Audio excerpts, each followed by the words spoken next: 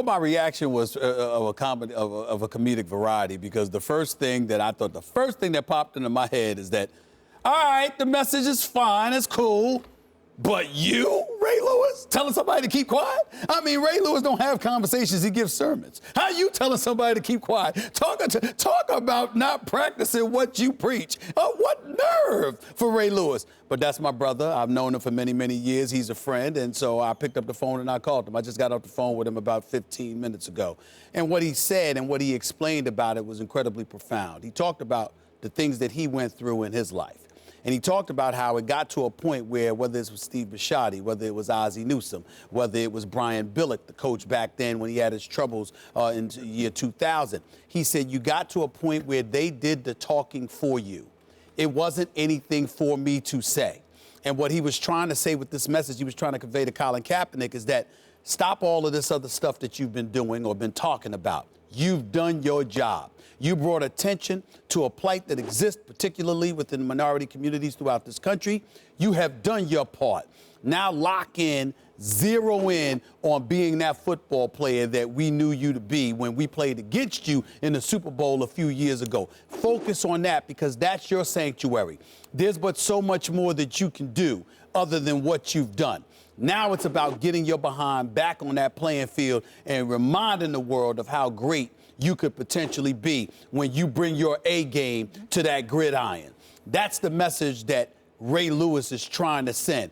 It's Ray Lewis's job, Stephen A. Smith, and the rest of us within various communities throughout this country to speak about some of the things that Colin Kaepernick was trying to highlight. It is no longer his responsibility. It was never his responsibility per se, but even though some would say otherwise, they would say, yeah, it's all of our responsibility. Okay, that's fair enough.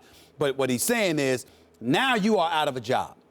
What kind of impact are you having now as an unemployed football player looking for a job? That's not getting you nowhere. That's not getting you anywhere. Focus on the job at hand and do what you got to do. That's what Ray Lewis said to me 15 minutes ago. Well, that was more articulate than what he said on that video. That's clear. Because that video seemed to be rambling and contradictory. He talks about, yeah, I'm in the streets working in the community, and people bring this up all the time, what Kaepernick's saying. I'm rooting for you, Kaepernick, but now be quiet. Wait, you want him to talk or you want him to be quiet? You're saying he's now brought attention, so now it's time to get back to football. And since the powers that be won't let you on the field, then don't be so vocal about don't let everyone know what you're doing. But the whole point is, if you want to raise awareness, you have to let everyone know what you're doing. His point is, among other things, he's also put his money where his mouth is, pledged $1 million to, Kaepernick's done a lot of really important things. But you have to, if his mission is to raise awareness about an issue, an ongoing issue, then you have to let people know what you're doing. How do you do one without the other?